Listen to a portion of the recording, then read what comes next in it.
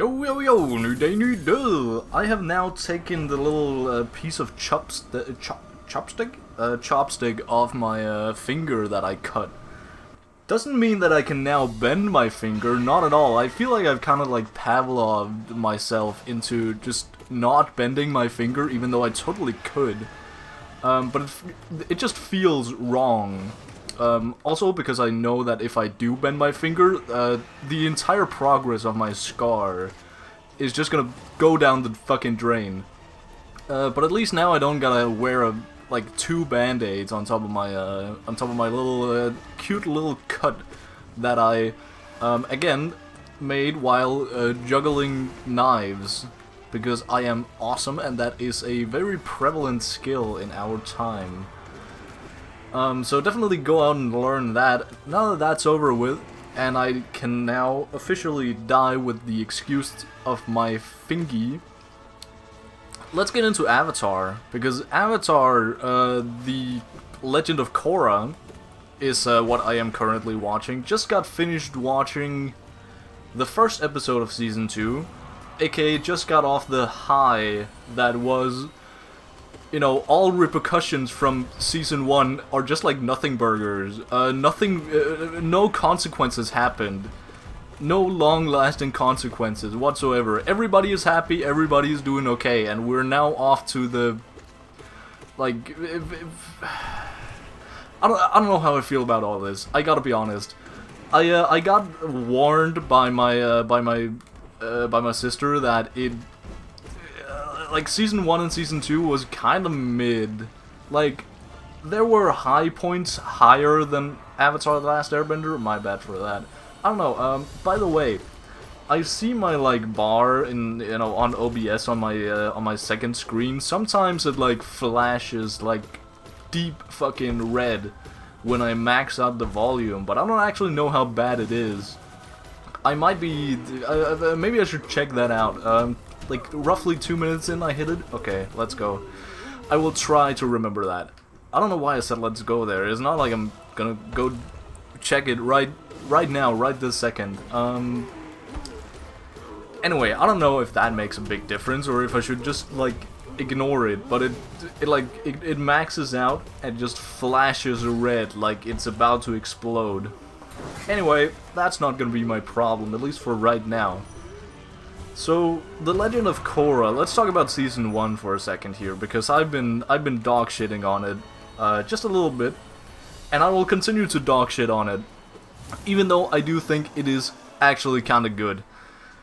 Like, I've been warned, as I said, by my sister, that the highs are higher than The Last Airbender, and the lows are lower than The Last Airbender, and I stand by that for now.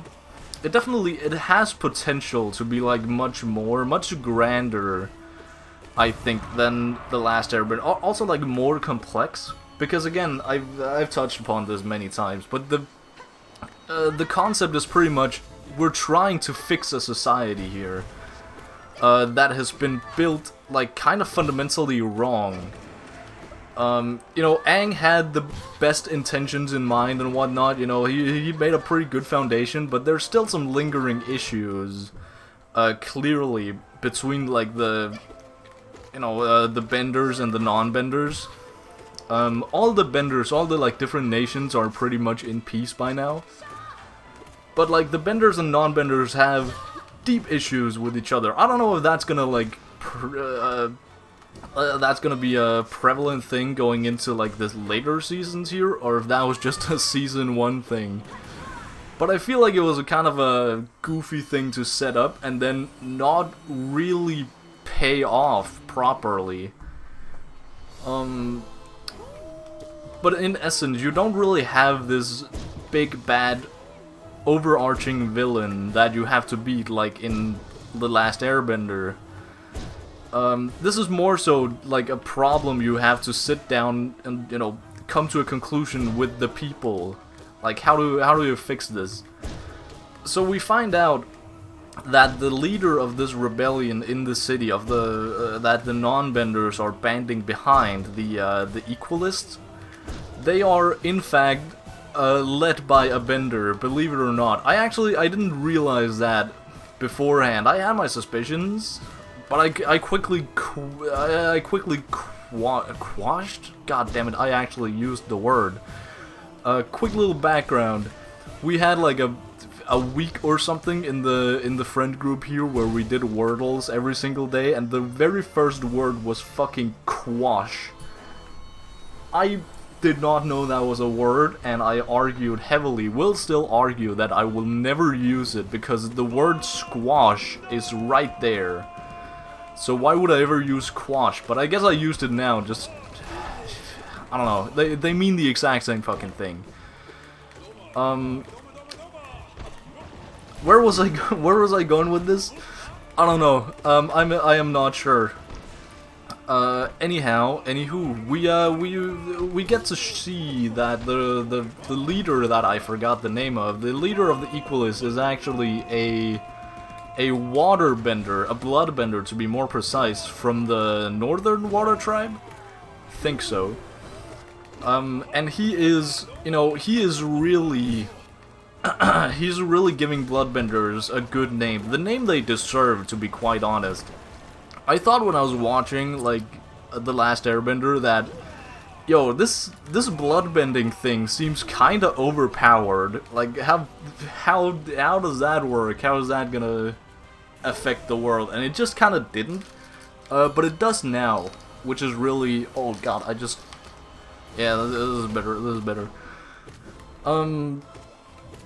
it does affect the world now, which is really interesting to see. Like, I don't know who made this, if it's the same person, but there's clearly been some thought behind, like, what has been left behind from The Last Airbender that we can now use as, like, sort of plot points for, or they're not, maybe not even plot points, but just, like, cool little side things that don't really matter, because let's be honest, again, this setup was not, he was not needed to be a bloodbender. He did not need to be a bloodbender to be the leader of the Equalists.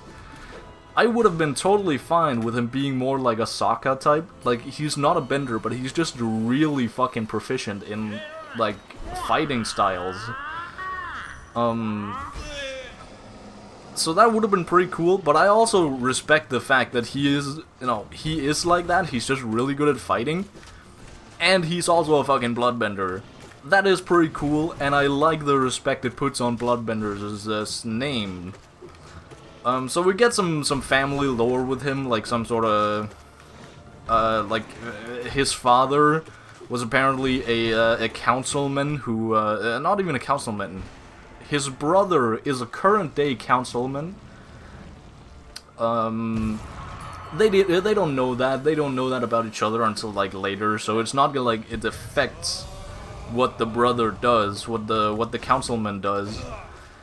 But it does give some nice, like, lore to his character, to both their characters and their eventual conclusion. Because yes, spoiler alert, they both die, or presumably die.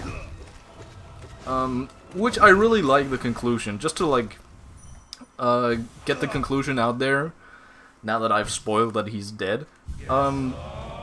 The one brother kills the other, so the councilman guy straight up just, like, fucking, I don't know, he sacrifices himself to take the brother down with him, because, like, in the end, like, yeah, it's kind of understandable where the guy is coming from. The leader of the Equalist guy. But the fact that he pretty much did all of this just to, like, gain power for himself, is kinda goofy, and, you know, he uses bloodbending all the time, like, you know, under his followers' noses. That's pretty messed up, and just by the default using bloodbending all the time, like, bloodbending is like the ultimate evil. It's the evil force of the Star Wars, but in the Avatar universe instead. That's how I see it. That's how it's probably meant to be perceived. But I can't help but have this itching thought, like, you know, bloodbending is not necessarily evil, it's just only used by evil people.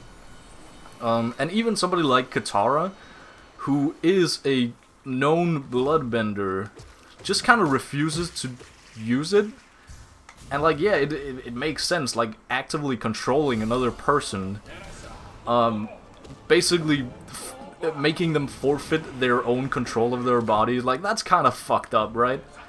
But it would be necessary in a world that is just filled with like war all the time. Like it's definitely a tool to be used.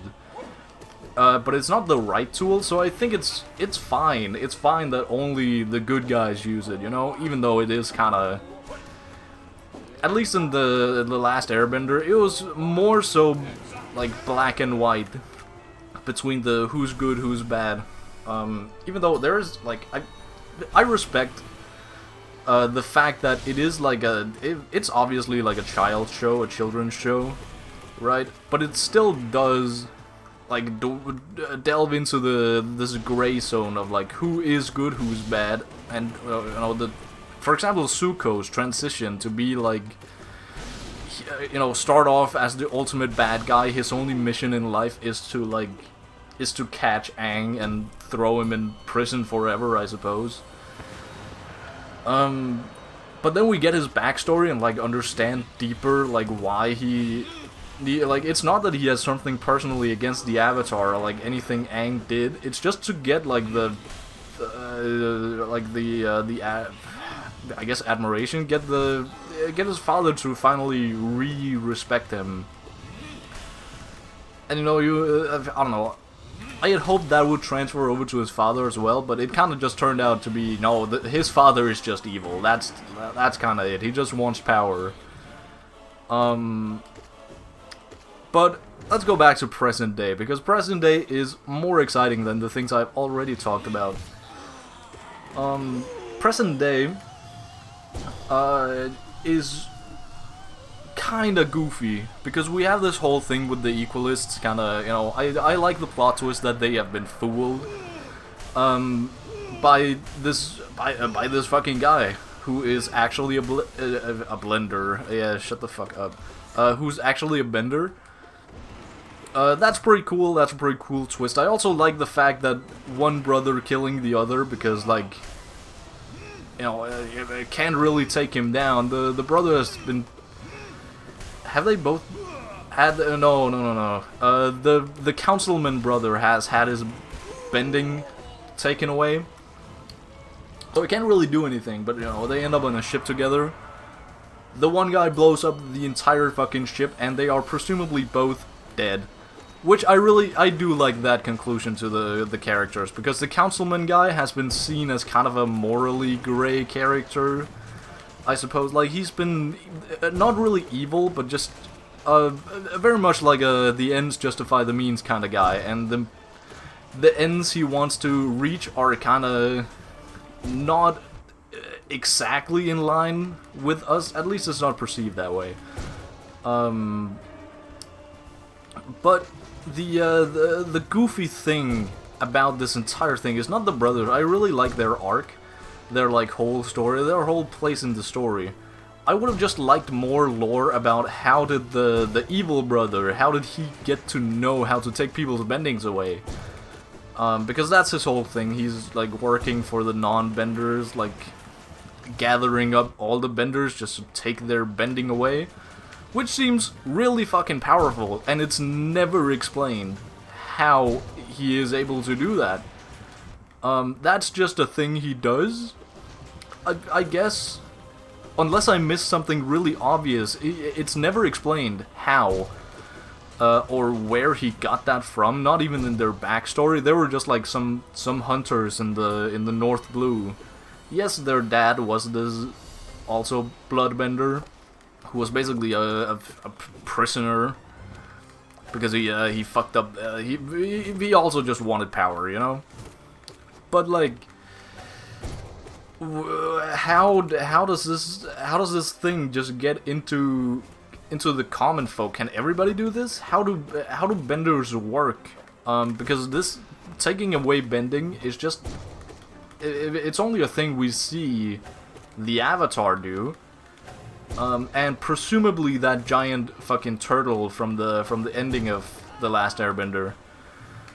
Those are the only two that presumably knows how to do it. But here strolls along this random fucking guy who apparently knows how to mother flippin' take people's bending away. This can easily just be like explained a couple seasons later, and you know, I can look back at this and say, oh yeah, that totally makes sense. Sure, that's a good explanation. But for now, we have no, seemingly at least, no puzzle pieces to like piece this together as to why this guy can suddenly take people's bendings away. Also, before I forget, how do benders come to be? Like, how does that work? Because essentially, the way it's been described so far and shown and, you know, told is that the different nations are like locked, it seems, to the different types of bendings. Like the Fire Nation only harbors firebenders or breeds firebenders, essentially, and you know the Earthbenders only have Earthbenders in their kingdoms. But then here comes the fucking Fire Ferret brothers, who one of them is a motherfucking firebender, one of them is a motherflippin' Earthbender? What's going on here? I do not fucking know. Unless it's just, you know, the simple explanation with like one of their parents is from the water tribe or is a waterbender. Another of the parents is from the Fire Nation / a firebender. Like, sure, I guess, but I would just they have an opportunity to do something more interesting here. Like, you know, the shifting tides of the world, I guess, like how bending is perceived is tied to how bending, like how benders are born.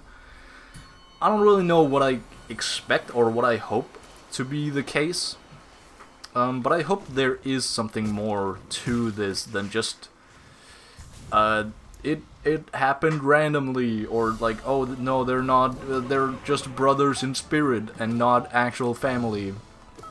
I don't fucking know. I don't know what I'm hoping, but I hope it's not that. That is essentially all I have to say. Now, I've been like mostly positive about this entire thing. So how is it mid? How is season 1 of Korra mid? Well, it turns out that all the things, all the like city things have just been everything that had to do with the Equalist are just they meant nothing. They meant absolutely nothing in terms of our characters. Like, yeah, sure, the city now has a president instead of the council, which doesn't really make sense because the council would work like kind of just fine. Just switch out the people in the council, for God's sake. Yeah, I mean, you had those 3 people who just kind of, you know, waved their hands around and agreed with everything the councilman brothers said. So just switch out those people and everything would be fine. Now you have the problem of one person is running the entire fucking thing. Which is fine. It's also fine, but like, I feel like you had a pretty good system before. Why not just, you know, swap around a couple councilmen instead of changing the entire system? Of course, I mean, I don't live in this city. I'm not fully delved into the entire hive mind of the town. But it feels like it's kind of goofy just to like, you know, this was the only thing that the people wanted, and I don't fucking know. Like, are all the like Equalist problems just solved now that the guy has been taken out? That they're like the head has been taken out, but like he was a bender and all, but like everything he said was still kind of true. Otherwise, people wouldn't have banded behind him. Like, how come we don't get to see the aftermath of that? There's just like a fucking time skip of 6 months where you know, the most major things is that now there is a president of the city instead of a council, and Korra trains in airbending because she had all her bending taken away. No, that's actually not even true. She had all her bending taken away, sure, but then it got restored. By who, you may ask? Aang, of course. I don't hate the fact that she can now just go into the Avatar state. It makes sense. She is the Avatar. She has been training for, like, a long-ass time, but, like, still. It was so poorly timed. Like, we had no time to sit and ponder, like, okay, how will this is this gonna affect anything? Like, do we at least go through, like, a couple episodes where she doesn't have her bending? Like, she only has her air bending, which is really poorly developed. No, pretty much immediately, Aang just comes out from the spirit world and says, yo, how about I give you your bending back? And that just happens. Oh god, my fucking, I was about to say my finger hurt, but it was just a... I'm not used to bending my finger. Womp womp. So, yeah, she is now bending, or not bending free. She can now bend everything again. And she now also has the ability to restore people's bending. So, like, I thought it was kind of cool, everything that happened. Like, oh, they're actually just going for it. They're just taking the bending away from all these, like, pretty important people. But no, that was just a lie. They restore it pretty much immediately. So it's not only Korra who gets her bending restored immediately. Every other important person, I think Tenzin also got his bending removed, or he was at least close to it. I don't think they actually did end up doing it. Which, in the case of them just restoring it immediately after, why even have this whole moment, like, of them saving Tenzin? Why not just, you know, ramp it up and just make Tenzin's bending go away, then restore it later, like, in, I don't know, half a season later or something? That would have worked fine. At least, like, the problem is not that the bending is back. My problem is more so that there was no time for us to sit and, like, dwell in the moment of, damn, we basically lost this entire encounter. Like, yeah, I guess the guy, the Equalist man is gone now, but, like, the Equalists are still here, and we have, like, basically no benders left. Like, I wouldn't say we won this exchange, but that is all reversed by the fact that Korra can now just restore people's bending. It's kind of goofy. It's really goofy. I do not like this change of events. God damn it. Also, like, again, how come the Equalists are just, like, fine? Like, this was, everything was ramping up to, like, some sort of final moment. And yeah, the final moments, you know, one brother blowing up the other brother, like, taking him down with them, kinda cool. Like, exploiting the weak points of them being brothers to, like, lower him, kinda, I guess, out, like, taking the opportunity to betray your own brother for the greater good, you know. I think that's pretty cool. That is a really cool fucking moment. But that should not be the end of the Equalist. The Equalist should still be around. Like, if is it just like, I guess all the commotion and shit they caused finally made the council, like, realize, oh god, these guys are actually serious. Maybe we should, like, take them seriously. But, like, brother, why? Is the council just really bad at being a council? is that like the conclusion here? Is that the end goal I'm trying to reach? Like, bro, I don't think this should be the conclusion. Of course, I'm not like the writer. I don't know how I would want it to end, or like how I would want it to conclude. But like, at least let me see the conclusion, please, pretty please. But no, that is not a thing. Oh, I thought there was another little bug hiding behind you. But that is not the case, apparently. So, yeah, post this 6-month time skip, which is now season 2, we don't really get anything. Like, everyone just moves back. Everyone's lives are just like good old golly, we were having a good time. Basically, it's like pretty ass, but like sure. It's the rest of it. There were some really good moments in that. In season 1. Am I about to get clobbered by fucking God Tamer? This is embarrassing. God damn it. I probably am. But anyway, now onto the next arc where we are focusing on apparently the water tribes. Like, one water tribe is falling out with all the spirits that they were, you know, have been working with since fucking since forever. And yeah, I guess I have really nothing to say to that yet. I'm only 1 episode in. What do you want from me? But seeing how the last season was very accurately reviewed by my sister, I'm gonna trust my sister and say that this season is probably also kinda mid. Anyhow, I will report back to you tonight when I maybe have something to report. I don't fucking know. Guess we'll see. Bye, gang.